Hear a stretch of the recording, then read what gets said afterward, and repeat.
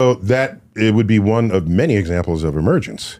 Yeah. Yeah, because I have a very limited list of what I know is emergent. One of them, and correct me if I'm wrong, you can study a bird all you want and know everything about it, but you would not know from that a bunch of birds will flock together.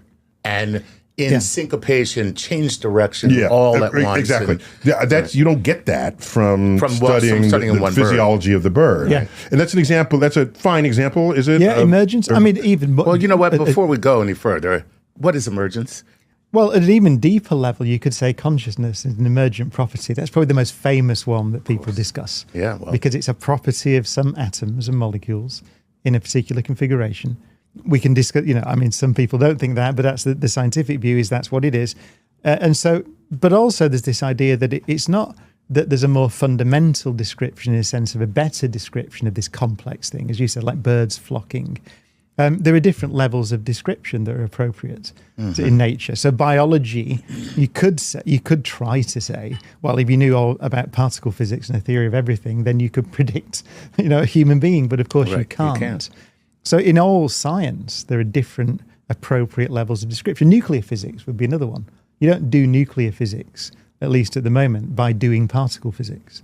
So I suppose emergence is, to my mind, most simply the question of how does this complexity that we see in the world emerge or appear from the simple underlying laws. And that is layered depending upon what you're observing in terms of biology or physics or the bird. But in the end, would you say it's just all physics? Well, no, I think the modern view is I'm asking a physicist. Of course, yes and no. So yes, in the sense that the complexity that we see has an origin, of course, in the laws of nature that we understand.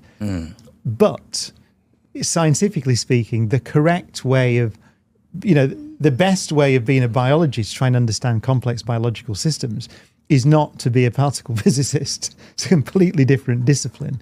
So even if you are foundational to everything that's happening, it's pretty useless at the level of the biology. Yeah, the standard model of particle physics, there's no point in trying to understand the brain by starting with a standard model of particle physics. You will get nowhere and probably never will.